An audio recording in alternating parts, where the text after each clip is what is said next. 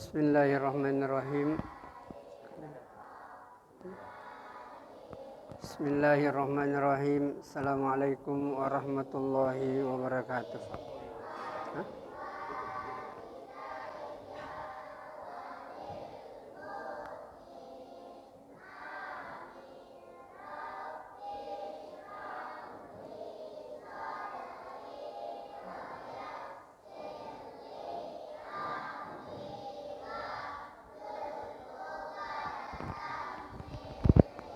Alhamdulillah nahmaduhu wa nusalli wa nusallim ala rasulihil karim wa ala alihi wa ashabihi wa man tabi'ahum bi ihsanin ila yaumiddin.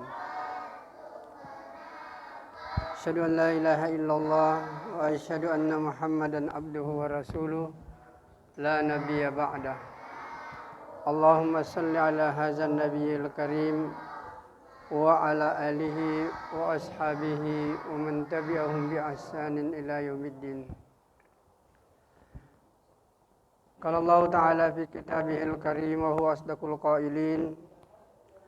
A'udzu billahi minasy syaithanir rajim. Bismillahirrahmanirrahim.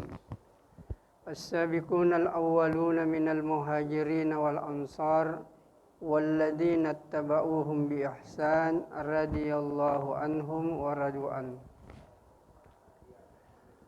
Qala Rasulullah sallallahu alaihi wasallam, idza azzamat ummatid dunya nusiyat minha haibatul islam wa idza tarakatil amra bil ma'ruf wan nahya 'anil munkar hurimat barakatul wahyi wa idza tashabat ummati sakatat min ainillah au kama qala Rasulullah sallallahu alaihi wasallam. Hadirin yang dimuliakan oleh Allah Subhanahu wa taala. Allah Subhanahu wa taala ketika menciptakan ini manusia itu masih berada di alam arwah. Maka Allah meminta perjanjian daripada manusia. Kemudian pada waktu itu sebagaimana yang dijelaskan di dalam Al-Quran, ketika manusia masih berwujud sebagai roh, Allah minta perjanjian. Alastu bi rabbikum, bukankah aku ini sebagai Tuhan kamu yang engkau akan sembah, yang engkau akan taati. Maka ketika waktu itu para roh-roh kita ini menjawab semuanya bahwa ya, kami akan menyembah dan taat kepadamu. Hadirin yang mulia, menurut konsep Islam sebenarnya siapapun orang yang hadir di dunia ini, yang lahir di dunia ini itu pasti sudah berjanji untuk taat kepada Allah. Kalau memang mereka tidak mau taat kepada Allah, itu mungkin pasti itu tidak akan lahir ke dunia ini. Oleh karena itu dikatakan dalam hadis, yuladul mal'i alal fitrah. Semua manusia yang lahir itu adalah fitrah. Fitrah itu artinya mau taat kepada Allah Subhanahu wa taala, siapapun orangnya. Apakah dia lahir di Yahudi, ataukah lahir di Nasrani, ataukah lahir di mana-mana saja, yang jelas menurut Nabi kita Muhammad sallallahu alaihi wasallam, semua manusia itu yuladu alal fitrah, lahir dalam keadaan Islam. Kemudian dikatakan fa'abawahu yuhawwidanihi, bapaknya lah atau orang tuanya lah yang menjadikan dia menjadi Yahudi. Wa nasranihi, dan menjadikan dia Nasrani. Begitu juga menjadikan dia Majusi. Jadi sebenarnya lingkungan itulah yang menyebabkan orang itu terpengaruh. Tetapi yang jelas satu hal yang harus kita yakini, bahwa siapapun orang yang lahir di dunia ini itu pasti membawa fitrah. Fitrah ini adalah agama Islam. Jadi yang dimuliakan oleh Allah Subhanahu wa taala, maka inilah sebenarnya tugasnya para nabi, untuk mengingatkan manusia akan fitrahnya, untuk mengingatkan manusia akan janjinya kepada Allah Subhanahu wa taala untuk taat. Inilah sehingga nabi itu dikirim. Nabi ini diutus oleh Allah untuk mengingatkan manusia, wahai manusia, ingat janjimu kepada Allah Subhanahu wa taala. Namun hadirin yang mulia, yang namanya janji, ada yang ketika diingatkan janjinya dia tepati itu janji. Ada juga ketika diingatkan dia tidak menepati itu janji. Jadi manusia itu terbagi dua, ada yang menepati janjinya kepada Allah dan ada yang ingkar janji kepada Allah. Yang menempati janjinya kepada Allah ini yang disebut dengan orang yang beriman. Dan orang yang mengingkari janji kepada Allah inilah yang disebut dengan orang kufur. Maka hadirin yang dimuliakan oleh Allah Subhanahu wa taala, alangkah indahnya hidup ini sebenarnya seandainya orang itu memenuhi janji. Artinya ketika orang itu memenuhi janjinya, maka orang itu enak hidupnya, tenang jiwanya untuk dia beraktivitas dalam kehidupan yang sementara ini. Saya kasih contoh sederhana bapak-bapak dan saudaraku yang mulia. Toh kalau kita misalnya kita butuh uang, kemudian kita pinjam uang kepada teman. Saudaraku, bisa nggak pinjamkan uangnya 10 juta misalnya. Dengan berjanjian saya akan bayar 1 juta setiap bulan. Alhamdulillah kita diberi. Tapi setelah itu bulan pertama mungkin kita bayar dengan baik. Bulan kedua kita bayar. Mungkin bulan ketiga itu sudah mulai tersendat. Yang tadinya kita bayar tanggal 1 sampai tanggal 5, ini sudah masuk tanggal 20 belum kita bayar. Berikutnya itu mungkin hampir akhir bulan kita bayar. Kira-kira bapak-bapak dan saudaraku yang mulia, kalau kita punya janji kepada orang, punya utang kepada orang, kemudian orang utang itu tidak dibayar, kira-kira berani enggak? Apa enak enggak kita jumpa dengan orang itu? Tentu ada rasa segan, ada rasa tidak enak untuk jumpa orang yang memberikan utang kepada kita. Maka hadirin yang dimuliakan oleh Allah Subhanahu wa taala, jadi mungkin kalau kita berpapasan bahwa orang yang pernah kasih kita utang tapi utang kita belum kita bayar, kita balik itu motor. Atau mungkin kalau kita sama-sama salat berjamaah, dia masuk di pintu ini, kita keluar di pintu sana. Kenapa? Karena ada utang yang kita tidak bayar kepadanya. Jadi tidak ada keinginan kita untuk jumpa. Maka hadirin yang dimuliakan oleh Allah Subhanahu wa taala, beginilah manusia, Pak. Jadi manusia ini yang tidak taat kepada Allah, ketika berada dalam sakaratul maut, dia sudah takut itu, Pak. Karena dia sudah diperlihatkan tempatnya dan dia sudah ingat bahwa dia tidak bayar utangnya kepada Allah. Jadi dia tidak akan mungkin enak berjumpa dengan Allah, tapi pasti berjumpa dengan Allah. Tidak mungkin tidak.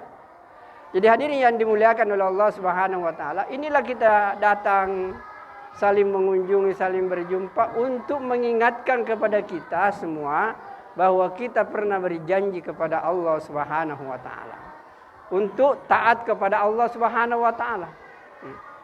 Nah, hadirin yang mulia, untuk taat kepada Allah, berjanji untuk taat, tentu harus ada aturan. Tidak mungkin kita taat kalau tidak ada aturan. Apa yang mau ditaati kalau tidak ada aturan? Oleh karena itu Allah menurunkan petunjuk atau pedoman. Inilah kalau yang terakhir ini, inilah yang disebut dengan Al-Quran. Jadi Al-Quran ini adalah bentuk aturan dari Allah Subhanahu wa taala untuk Allah melihat maukah kita taat kepada janji kita untuk taat kepada Allah atau kita ingkar janji untuk taat kepada Allah. Maka diturunkanlah ini aturan ini untuk menguji kita, apakah kita ini mau taat atau tidak taat kepada Allah Subhanahu wa taala. Maka hadirin yang dimuliakan oleh Allah Subhanahu wa taala, jadi ini yang harus kita pahami bahwa Al-Qur'an itu adalah aturan yang Allah turunkan kepada kita untuk menguji kita, yaitu maukah kita taat kepadanya atau tidak taat kepadanya. Dan hadirin yang mulia, sebenarnya seandainya orang mau berpikir, dan selalu ini kita jelaskan, bahwa kalau kita mentaati ini Allah, itu efeknya itu kembali kepada kita. Allah tidak butuh sebenarnya ketaatan kita. Allah hanya butuh bahwa orang ini betul-betul menepati janjinya. Dan ketika kita menepati janji kepada Allah, taat kepada Allah, efek daripada ketaatan itu kembali kepada kita. Inilah yang banyak orang tidak paham, bahwa kalau dia mengamalkan agama, dikiranya bahwa itu untuk menyenangkan Allah, untuk meningkatkan derajat Allah. Tidak sama sekali. Allah tidak butuh ibadah kita. Satu dunia ini orang beribadah, atau dunia ini orang salat, Allah tidak naik derajatnya. Tidak ada lagi orang yang mau beribadah kepada Allah, Allah pun tidak turun derajatnya. Allah agung dengan keagungannya, Allah mulia dengan kemuliaannya, tidak ada hubungannya dengan ibadah manusia. Semua ibadah yang dikerjakan manusia itu adalah untuk dirinya sendiri, bukan untuk Allah. Seandainya orang memahami seperti ini, bahwa ibadah itu adalah untuk dirinya, maka orang akan semangat untuk melaksanakan ibadah. Karena dia yakin bahwa apapun yang dikerjakan dalam kehidupan di dunia ini bukan untuk siapa-siapa, untuk dirinya sendiri. Maka hadirin yang dimuliakan oleh Allah Subhanahu wa taala, cuma memang satu hal yang harus kita selalu saling mengingatkan, bahwa sebenarnya agama ini adalah kebutuhan kita. Dan yang namanya manusia ini adalah makhluk dua dimensi. Ada dimensi jasmani, ada dimensi rohani. Jasmani manusia ini kan berasal dari tanah. Karena jasmani manusia ini berasal dari tanah, maka seluruh kebutuhannya juga bersumber dari tanah. Makanan dari tanah, minuman dari tanah, pakaian, semuanya bersumber dari tanah. Dan perlu diingat bapak-bapak dan saudaraku yang mulia, yang namanya fisik ini yang kita urus siang dan malam, itu akhir perjalanannya akan kembali menjadi tanah. Bukan itu yang kembali kepada Allah Subhanahu wa taala. Yang kembali kepada Allah itu unsur yang kedua. Inilah yang disebut dengan rohani. Jelas Allah menjelaskan dalam Al-Quran, ketika manusia itu berumur 4 bulan di dalam kandungan ibunya, barulah dikatakan fayamfuhu fihi ruh. Ditiupkanlah roh ke dalam dirinya. Maka oleh karena itu dalam pelajaran di kampus itu dikatakan, sebenarnya orang itu meninggal, apakah roh yang meninggalkan jasad, baru orang itu meninggal? Ataukah memang jasad tidak layak lagi ditempati oleh roh sehingga roh itu pergi? Dua-duanya bisa dibenarkan. Karena roh itu nanti ditiupkan ketika manusia berumur 4 bulan, dan pada saat itulah ditiupkan roh. Artinya jasad itu sudah layak ditempati oleh roh, barulah Allah kirimkan roh. Nah sekarang ini roh juga ini akan kembali. Itu tadi dua pertanyaannya. Apakah roh ini meninggalkan jasad sehingga orang meninggal? Ataukah roh jasad ini tidak layak ditempati oleh roh, kemudian roh ini berangkat.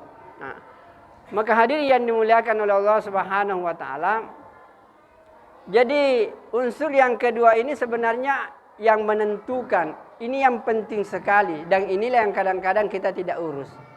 Agama ini datang sebenarnya urusan pertamanya itu adalah bagaimana roh ini sehat. Bagaimana roh ini mendapatkan suplai makanan. Karena makanannya roh ini adalah pahala. Pahala ini akan datang apabila kita taat kepada Allah, yaitu melaksanakan perintah dan meninggalkan larangan. Cuma ada satu hal, hadirin yang dimuliakan oleh Allah Subhanahu wa taala.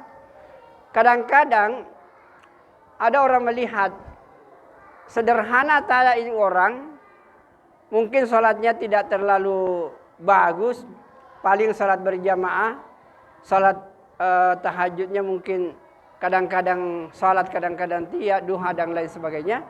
Tetapi orang ini selalu beribadah 24 jam dalam setiap hari.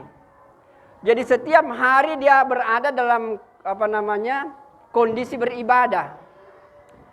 Mungkin kita mengatakan begini, karena kan dalam agama itu ada dua, yaitu perintah, kerjakan, larangan, tinggalkan. Dan ketika orang mengerjakan ini perintah, berarti itu ada pahala. Dan kalau orang ini meninggalkan perintah, berarti itu dosa. Jadi nanti orang mendapatkan pahala yang berkaitan dengan perintah ketika perintah itu dikerjakan, baru dapat pahala. Dan ketika perintah itu tidak dikerjakan, tidak dapat pahala.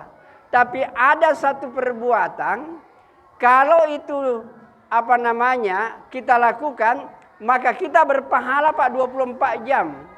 Jadi ada orang kelihatannya sederhana, tapi hidupnya penuh dengan pahala. Yang manakah yang dimaksudkan ini? Yaitu ketika manusia meninggalkan larangan Allah, maka orang itu berada dalam posisi berpahala seterusnya. Sebab kenapa? Yang namanya larangan itu kalau dikerjakan baru dapat dosa. Tapi kalau ditinggalkan itu berpahala seterusnya. Makanya hadirin yang mulia, alangkah indahnya hidup ini. Makanya dikatakan yang paling menyebabkan orang itu bisa merasakan kenikmatan ketika orang itu meninggalkan semua larangan-larangan Allah Subhanahu wa taala, karena dia berada dalam ketaatan. Hadirin yang dimuliakan oleh Allah Subhanahu wa taala, makanya kalau kita pagi-pagi itu tidak usah kita perinci, saya tidak mau berbohong, saya tidak mau menipu, langsung saja berniat, ya Allah, hari ini saya akan meninggalkan seluruh larangan-larangan-Mu. Maka ketika hari itu kita seluruh meninggalkan larangan Allah, tidak berdusta, maka berpahala 24 jam Pak. Kita tidak minum khamar, berpahala 24 jam. Kita tidak menipu, berpahala 24 jam. Jadi orang yang betul-betul meninggalkan larangan Allah, orang ini berada dalam kondisi berpahala terus di sisi Allah Subhanahu wa taala. Maka inilah sebenarnya yang banyak tidak dipahami orang, bahwa dengan meninggalkan larangan Allah, kehidupan rohaninya itu akan luar biasa. Baik. Jadi karena manusia ini makhluk dua dimensi, dan kita tahu jasmani, rohani. Jasmani ini ada kebutuhan. Rohani pun juga ada kebutuhan. Dan kalau kebutuhan tidak terpenuhi, pasti kita susah. Ini selalu kita ulang-ulang. Supaya orang faham bahwa agama itu sebenarnya kebutuhan. Hadirin yang mulia, kita lihat secara sederhana dulu. Manusia makhluk dua dimensi, jasmani, rohani. Jasmani ini ada kebutuhannya. Nah pertanyaannya sebenarnya, apa sih yang dimaksud dengan kebutuhan?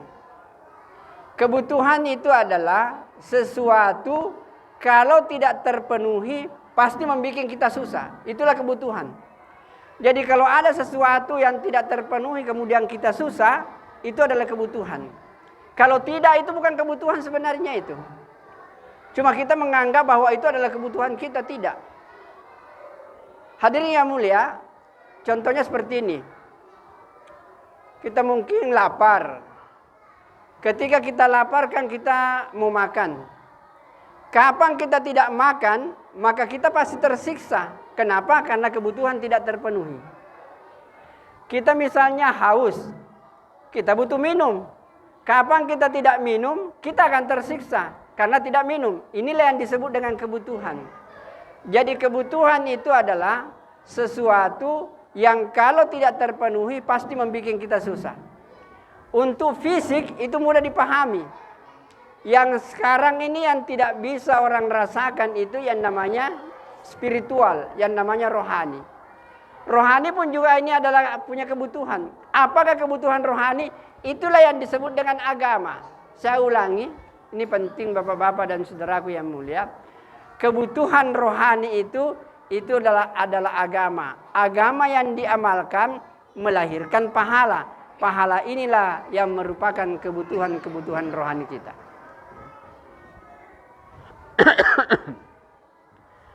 Maka hadirin yang dimuliakan oleh Allah Subhanahu wa taala. Jadi kalau kita melihat seperti ini, maka kita menganggap bahwa agama ini adalah kebutuhan. Disinilah letaknya masalahnya. Saya ingin menegaskan bahwa bapak-bapak dan saudaraku yang mulia, tidak akan merasa nikmat dengan ini agama kalau kita menganggap agama ini masih sebatas kewajiban. Ketika agama ini kita masih anggap sebatas kewajiban, belum ada kenikmatan dalam beragama. Nanti agama ini akan terasa enak, indah, lezat, tenang, damai dan bahagia apabila agama ini kita anggap sebagai kebutuhan. Hadirin yang mulia, kita ambil contoh misalnya salat. Salat ini kan kalau kita lihat itu adalah kewajiban, perintah daripada Allah, wajib dikerjakan. Kalau kita salat misalnya dan menganggap salat itu sebagai kewajiban, maka belum ada kenikmatan, belum banyak kenikmatan yang kita bisa rasakan dengan salat yang kita kerjakan. Tetapi hadirin yang mulia, apabila kita salat dan kita menganggap bahwa salat ini adalah kebutuhan rohani saya, maka kita akan merasakan kenikmatan dalam salat ini. Mari kita lihat penjelasannya dalam Al-Quran.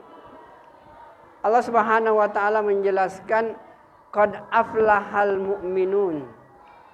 Berbahagialah, beruntunglah, merasa nikmatlah orang-orang yang beriman. Maksudnya yang mana? Alladzina hum fi salatihim khashi'un. Orang yang betul-betul khusyuk dalam salatnya. Orang itu akan khusyuk dalam salat apabila dia menganggap bahwa salat itu adalah kebutuhan, maka dia akan khusyuk. Tidak mungkin orang itu khusyuk, Pak, kalau dia masih menempatkan bahwa salat itu adalah kewajiban. Orang melaksanakan salat sebagai kewajiban, itu yang penting terciptalah selesai.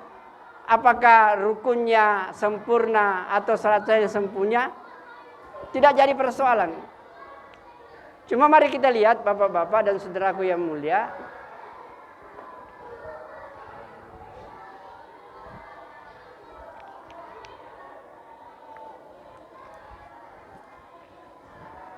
Jadi bapak dan saudaraku yang dimuliakan oleh Allah Subhanahu wa taala, mari kita lihat lebih jauh tentang agama ini sehingga kita yakin bahwa agama ini akan memberikan ketenangan dan kebahagiaan kepada kita. Jadi tadi kita sampaikan bahwa agama ini akan memberikan ketenangan, kedamaian, kepuasan apabila agama ini kita kerjakan berdasarkan bahwa ini adalah kebutuhan. Sehingga kita mau menyempurnakan itu kebutuhan. Saya kasih contoh misalnya Pak supaya mudah dipahami. Supaya kita bisa kontrol. Contoh salat kita, sempurnakah kita lakukan? Jadi orang yang menganggap bahwa salat itu adalah kewajiban, yang penting dia salat. Pokoknya rukun terpenuhi, selesai. Dia tidak merasa nikmat dengan salatnya itu. Sama dengan kalau orang makan Pak fisik. Cuma kalau fisik itu terasa. Orang mau sempurnakan Pak. Karena itu terasa nikmat itu. Mari saya bapak-bapak pergi ke pesta misalnya. Atau kita di rumah saja. Apakah kalau kita makan nasi saja? Karena itu juga kebutuhan itu. Tidak ada sayur, tidak ada ikan, tidak ada gami-gami misalnya. Habis mie apa makan, tidak ada cai. Jadi lucunya orang ini, kalau untuk fisik, dia mau sempurna itu Pak. Dia makan mungkin ada gorengannya, ada sayurnya, ada sambalnya, ada kerupuknya, macam-macam dia sempurna untuk fisik. Tapi kenapa kalau untuk rohani, dia tidak sempurnakan seperti itu. Coba kita lihat, kadang-kadang ada orang, dia tompi Pak terlambat masuk salat, masbuk lagi, begitu habis salam, langsung dia keluar. Orang ini kasih tersiksa itu rohaninya itu. Karena dia kasih makan saja rohaninya. Tidak ada sikir-sikir. Tidak ada baca-baca Quran. tidak aja doa-doa. Sehingga rohani itu sebenarnya tidak merasa nikmat itu. Maka hadirin yang mulia,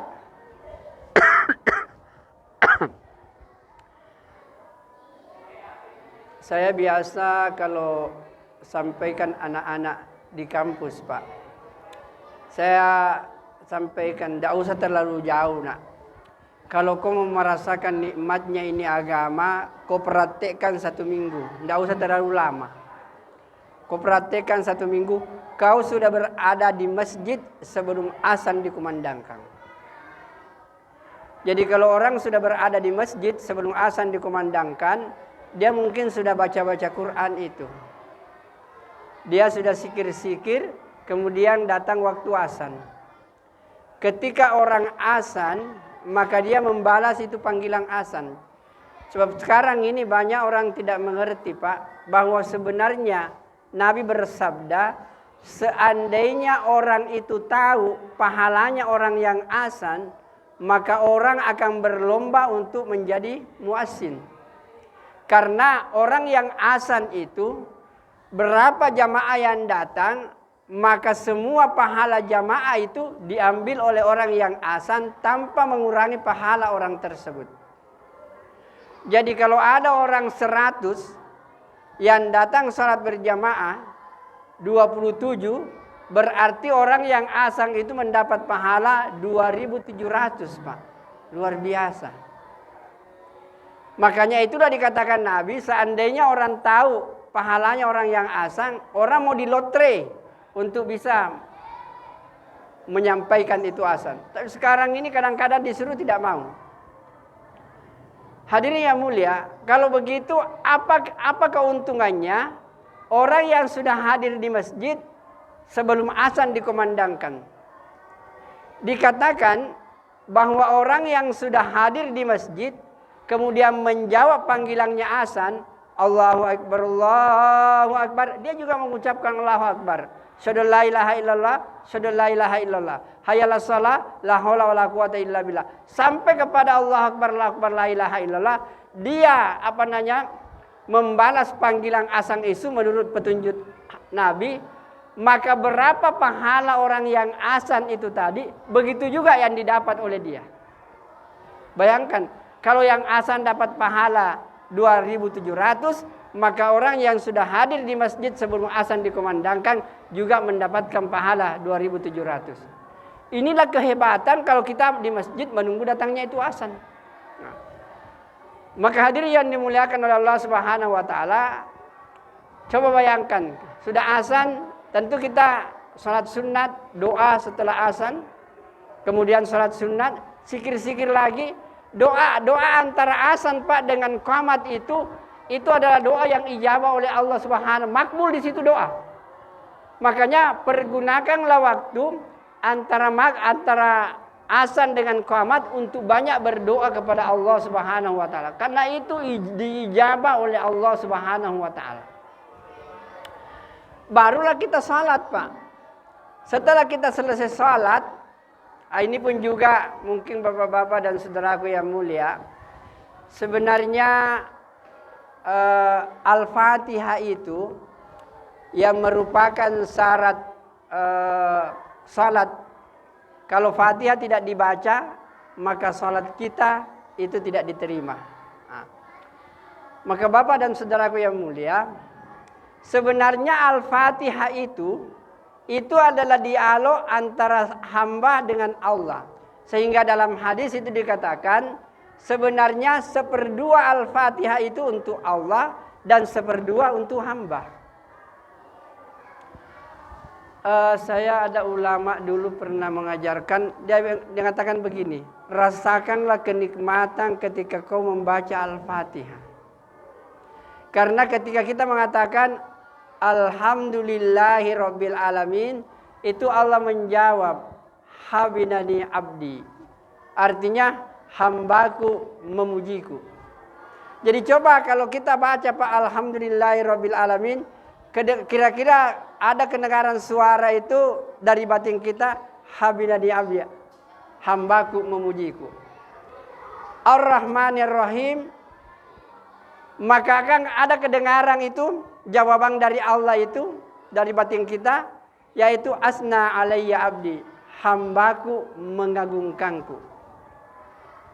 Ketika kita mengatakan maliki yaumiddin, maka itu akan Allah membalas, Allah hambaku memuliakanku. Ketika kita mengatakan iyyaka na'budu wa iyyaka nasta'in, barulah Allah katakan, ini antara aku dengan hambaku, dan apa yang hambaku minta aku akan kasih. Barulah masuk ihdinas siratal mustaqim siratal ladzina an'amta alaihim ghairil maghdubi alaihim waladdallin. Allah katakan, ini khusus untuk hambaku, dan apa yang hambaku minta aku pasti akan berikan. Sebenarnya itulah intinya, Pak. Terasa nikmat itu, kalau baca Al-Fatihah itu kita resapi yang seperti ini. Dengarkan jawaban-jawaban dari Allah. Dan itu enak sekali kalau kita lakukan ketika sholat sunat. Sholat sunat karena tidak ada gangguan dari yang lain. Mungkin kalau berjamaah mungkin imannya cepat, tidak sempat. Tapi rasakanlah kenikmatan sholat seperti ini ketika kita melaksanakan sholat. Dialog Al-Fatihah itu luar biasa itu. Termasuk tahiyat itu kan dialog antara Allah dengan hamba dengan Allah ketika menerima ini salat. Kan waktu Nabi SAW masuk kepada Allah untuk menerima salat ini, langsung Nabi katakan at-tahiyatu mubarakatu salawatu thayyibatu lillah. Kemudian dibalas oleh Allah, assalamu alayka ayyuhan nabiyyu wa rahmatullahi wa barakatuh. Kemudian Nabi katakan, assalamu alayna wa ala ibadillahi sholihin. Asyhadu an la ilaha illallah. Dibalas oleh Allah, wa asyhadu annaka Muhammadar Rasulullah. Jadi tahiyat itu dialog antara hamba dengan Allah. Al-Fatihah pun juga dialog antara hamba dengan Allah. Ketika ini kita rasakan dalam salat, Pak, maka salat itu terasa nikmat dalam hidup ini. Sehingga Rasul SAW mengatakan, puncak kenikmatan yang aku rasakan dalam hidup adalah ketika aku salat. Hadirin yang mulia, perjumpaan seorang laki-laki dengan perempuan, Pak, itu tidak ada apa-apanya nikmatnya itu dibanding dengan seandainya kita tahu ketika kita berdialog dan bercengkerama dengan Allah Subhanahu wa taala. Sedangkan dengan makhluknya saja kita merasa nikmat. Bagaimana kalau kita berhubungan dengan yang menciptakan sendiri itu nikmat? Maka akan terasa nikmat dalam hidup ini. Maka hadirin yang dimuliakan oleh Allah Subhanahu wa taala, inilah sebenarnya agama indah sekali, dan puncaknya itu adalah di dalam salat. Ketika salat ini betul-betul menjadi perhatian utama kita, Pak, kehidupan ini akan menjadi baik. Maka hadirin yang dimuliakan oleh Allah Subhanahu wa taala, oleh karena itu Nabi kita senantiasa mewanti-wanti, tolong yang namanya salat kau perbaiki. Kualitas salatmu kau perbaiki, bacaanmu kau perbaiki. Kita sudah sampaikan beberapa malam yang lalu, jangan sampai Anda mencuri salat. Seburuk-buruk manusia adalah orang yang mencuri salatnya. Ada yang mengatakan orang yang mencuri dalam salatnya. Bagaimana orang mencuri dalam salatnya? Orang itu tidak tumakninah, Pak. Belum sempurna berdirinya, itu sudah ruku, sudah sujud. Belum sempurna sujudnya, langsung dia berdiri lagi. Tidak ada tumakninah. Salat yang seperti ini, Pak, inilah orang yang dimaksud seburuk-buruk manusia, kata Rasulullah SAW. Yaitu orang yang mencuri salatnya, orang yang mencuri dalam salatnya. Maka salat ini ketika kita merasakan rukunnya terpenuhi, syarat sahnya terpenuhi, alangkah indahnya ini salat. Maka hadirin yang dimuliakan oleh Allah Subhanahu wa taala, inilah yang kita pikir siang dan malam, bagaimana umat Islam ini merasakan kenikmatan dalam beribadah. Dan kalau dia menganggap ibadah sebagai suatu kebutuhan, maka alangkah indahnya menjalani kehidupan yang sementara di dunia ini untuk bahagia nanti selama-lamanya di akhirat. Mungkin inilah yang bisa saya sampaikan kepada bapak-bapak dan saudaraku yang mulia. Dan karena ini adalah malam terakhir, maka kami atas nama mewakili pimpinan rombongan mengucapkan banyak-banyak terima kasih kepada bapak-bapak dan saudaraku yang mulia. Saya hanya ingin menitipkan, tolong bapak-bapak dan ibu-ibu kalau kembali ke rumah, Buka surah At-Taubah ayat 19. Renungkan artinya, itulah yang memotivasi kami sebenarnya salah satu untuk keluar memperjuangkan ini agama.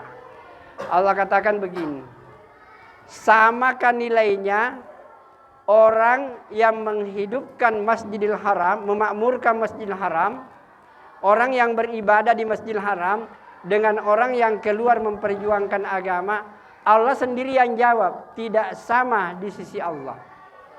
Padahal kalau orang sholat di Masjidil Haram, satu kali dia sholat, maka sama nilainya kalau 100.000 kali dia sholat di sini. Satu hari orang beribadah di Masjidil Haram, sama nilainya kalau dia beribadah di tempat ini 277 tahun. Artinya ya kira-kira 3-4 kali meninggal kalau kita. Berarti kalau 3 hari dia keluar memperjuangkan agama, berarti umurnya sudah hampir sama dengan 7.000 tahun lamanya. Inilah yang memotivasi orang-orang keluar memperjuangkan agama, karena dari segi pahala sangat luar biasa. Nah, maka hadirin yang dimuliakan oleh Allah Subhanahu wa taala, mudah-mudahan Allah memberkati kita semua, dan kami berterima kasih kepada dewan pengurus masjid dan seluruh jamaah yang memberikan fasilitas kepada kami berupa lampu dan lain sebagainya untuk kita pakai. Kami tidak mampu untuk membalasnya, Pak. Kami hanya berdoa semoga bapak-bapak dan saudaraku yang mulia setelah merenungkan ayat At-Taubah 19 bisa juga ambil bahagian untuk keluar memperjuangkan ini agama. Karena agama ini akan menjadi bagus apabila kita perjuangkan. Kalau kita tidak ada lagi yang peduli dengan agama, bagaimana nasibnya anak-anak kita? Lihatlah jamaah kita, orang-orang tua, mana anak muda? Ketika orang tua ini meninggal semua, bagaimana nasibnya masjid? Kalau kita tidak berusaha memasukkan anak muda ke dalam masjid pada saat sekarang ini. Baik, kita tutup dengan doa kepada majelis. Subhanakallahumma bihamdika asyhadu an la ilaha illa anta astaghfiruka wa atubu ilaik. Subhana rabbika rabbil izzati amma yasifun wa salamun alal mursalin. Alhamdulillahirabbil alamin. Assalamualaikum warahmatullahi wabarakatuh.